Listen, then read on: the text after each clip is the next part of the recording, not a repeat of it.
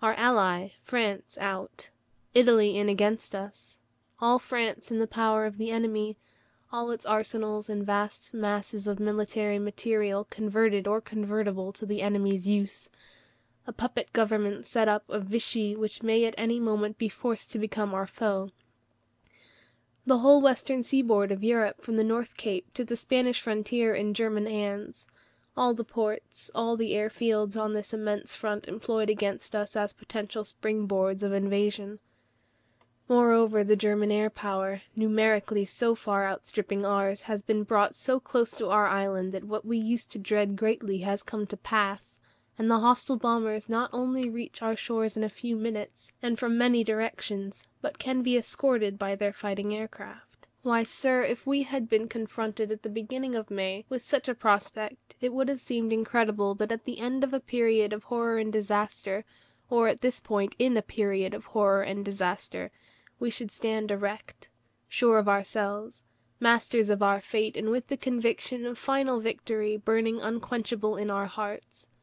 Few would have believed we could survive. None would have believed that we should today not only feel stronger but should actually be stronger than we ever have been before. Let us see what happened on the other side of the scales. The British nation and the British Empire, finding themselves alone, stood undismayed against disaster. No one flinched or wavered. Nay, some who formerly thought of peace now think only of war. Our people are united and resolved as they have never been before. Death and ruin have become small things compared with the shame of defeat or failure in duty. We cannot tell what lies ahead. It may be that even greater ordeals lie before us. We shall face whatever is coming to us. We are sure of ourselves and of our cause, and that is the supreme fact which has emerged in these months of trial. Meanwhile, we have not only fortified our hearts but our island. We have rearmed and rebuilt our armies in a degree which would have been deemed impossible a few months ago. We have ferried across the Atlantic, in the month of July, thanks to our friends over there, an immense mass of munitions of all kinds, cannon, rifles, machine guns, cartridges and shell, all safely landed without the loss of a gun or a round. The output of our own factories, working as they have never worked before, has poured forth to the troops. The whole British army is at home. More than 2 million determined men have rifles and bayonets in their hands tonight, and 3/4 of them are in regular military formations. We have never had armies like this in our island in time of war. The whole island bristles against invaders, from the sea or from the air. As I explained to the House in the middle of June, the stronger our army at home, the larger must the invading expedition be, and the larger the invading expedition, the less difficult will be the task of the navy in detecting its assembly, and in intercepting and destroying it in passage, and the greater also would be the difficulty of feeding and supplying the invaders if they ever landed, in the teeth of continuous naval and air attack on their communications. All this is classical and venerable doctrine.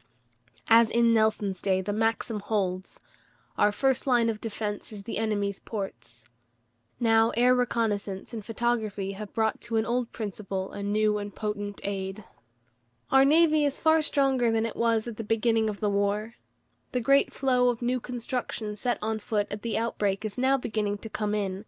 We hope our friends across the ocean will send us a timely reinforcement to bridge the gap between the peace flotillas of 1939 and the war flotillas of 1941.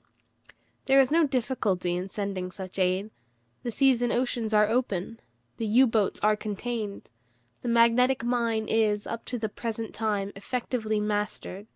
The merchant tonnage under the British flag, after a year of unlimited U-boat war, after 8 months of intensive mining attack, is larger than when we began.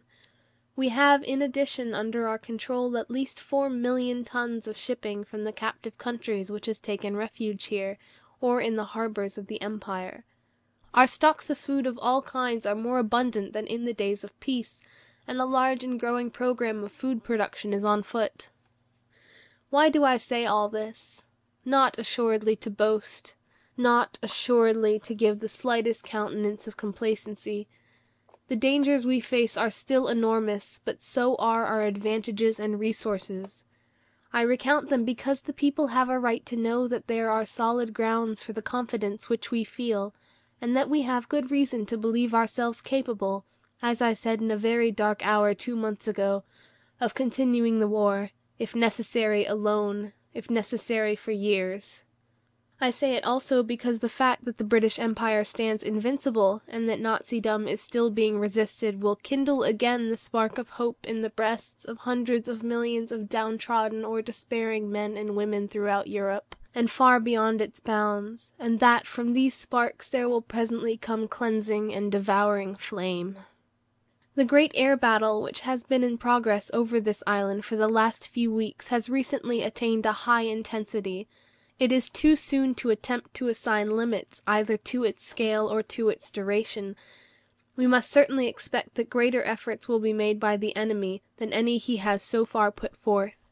Hostile airfields are still being developed in France and the Low Countries, and the movement of squadrons and material for attacking us is still proceeding. It is quite plain that Herr Hitler could not admit defeat in his air attack on Great Britain without sustaining most serious injury. If after all his boastings and blood-curdling threats and lurid accounts trumpeted round the world of the damage he has inflicted, of the vast numbers of our air force he has shot down, so he says, with so little loss to himself, if after tales of the panic-stricken British crushed in their holes, cursing the plutocratic parliament which has led them to such a plight, if after all this his whole air onslaught were forced after a while tamely to peter out, the Führer's reputation for veracity of statement might be seriously impugned. We may be sure, therefore, that he will continue as long as he has the strength to do so, and as long as any preoccupations he may have in respect of the Russian Air Force allow him to do so. On the other hand, the conditions and course of the fighting have so far been favourable to us. I told the House 2 months ago, whereas in France our fighter aircraft were wont to inflict a loss of 2 or 3 to 1 upon the Germans, and in the fighting at Dunkirk, which was a kind of no-man's land, a loss of about 3 or 4 to 1, we expected that in an attack on this island we should achieve a larger ratio. This has certainly come true. It must also be remembered that all the enemy machines and pilots which are shot down over our island, or over the seas which surround it, are either destroyed or captured, whereas a considerable proportion of our machines, and also of our pilots, are saved, and soon again in many cases come into action. A vast and admirable system of salvage, directed by the Ministry of Aircraft Production, ensures the speediest return to the fighting line of damaged machines, and the most provident and speedy use of all the spare parts and materials. At the same time, the splendid, nay, astounding increase in the output and repair of British aircraft and engines which Lord Beaverbrook has achieved by a genius of organization and drive, which looks like magic, has given us overflowing reserves of every type of aircraft, and an ever-mounting stream of production both in quantity and quality. The enemy is, of course, far numerous than we are, but our new production already, as I am advised, largely exceeds his, and the American production is only just beginning to flow in. It is a fact, as I see from my daily returns, that our bomber and fighter strength now, after all this fighting, are larger than they have ever been. We believe that we shall be able to continue the air struggle indefinitely and as long as the enemy pleases, and the longer it continues the more rapid will be our approach, first towards that parity, and then into that superiority, in the air upon which in a large measure the decision of the war depends.